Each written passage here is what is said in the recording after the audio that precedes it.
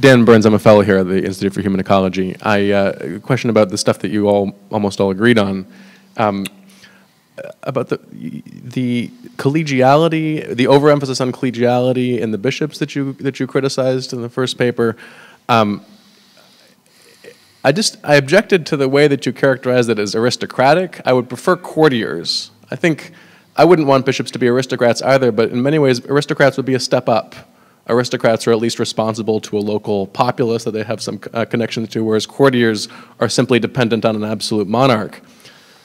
If that's true, then my question is, I liked an awful lot a lot of these practical proposals for reform, ending titular sees, ending the shuffling around of bishops, more role of the local diocese in the election of bishops. My question is, how on earth would you ever get Rome to accept any of them? Because generally speaking, absolute monarchs like courtiers and don't like aristocrats. I'm guessing that was directed a little bit more at me. Yeah.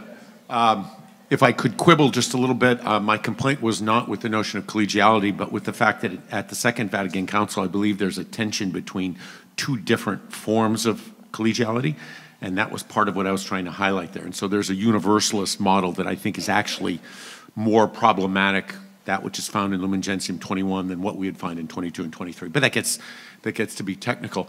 I mean, it's a tremendous task before us, but a Jesuit pope who takes the name Francis seems to believe that he can begin to affect the kind of ecclesial conversion that would be necessary for these kinds of reforms to make sense. And I do think his commitment to synodality is as a creative and yet faithful rereading of the Council's reformist vision has a fighting chance of affecting precisely the kinds of transformations that I'm proposing.